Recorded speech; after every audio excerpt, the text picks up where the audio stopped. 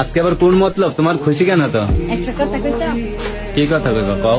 তুমি কিস্তির টাকা 500 পেয়েছিল না? হ্যাঁ 500 টাকা দিয়ে 400 টাকা কিস্তি দিয়েছি, আর 100 টাকা ছিল না? তোমার লাগে একটা গেঞ্জি আনছি।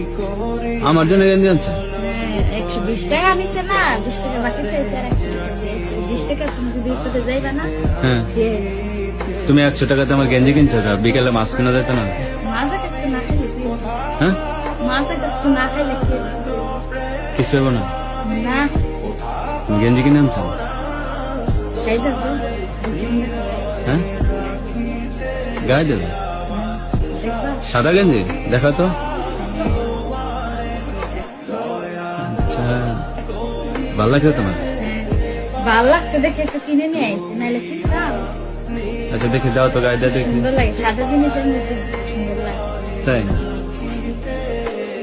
আচ্ছা দাও। এই দেখছো, অনেক সুন্দর দেখা যাচ্ছে, কেমন দেখা যাচ্ছে? অনেক সুন্দর দেখা যাচ্ছে। সুন্দর দেখা যাচ্ছে। তোমার কে কইছে আমার জন্য গেঞ্জি কিনছে? 100 টাকা মাছ কিনতাম, খাইতে পারতো না? মাছ খাওয়া দেখতেছে, দেখো তো গায়ে দিচ্ছে কি সুন্দর মানাইছে না? এটাই তোমার হাসিটা আরো বেশি সুন্দর হয়েছে। এটাই কত মাছ খাচ্ছে, এটাই ভালো লাগছে। যাক, তোমার তো একটা বুদ্ধি হয়েছে, তারপরে কিন্তু তুমি এই কাজটা ভালো করো নাই, বুঝছো? কি ভালো করি নাই? আবার সময় এরকম গেঞ্জি কিনছো। হ্যাঁ? তুমি সবসময় জন্য শার্ট গায়ে দাও, এর লেগে তো একটা গেঞ্জি কিনে নিয়ে আসলাম। এখন শার্ট গায়ে দেওয়া বন্ধ, গেঞ্জি গায়ে দিতে হবে।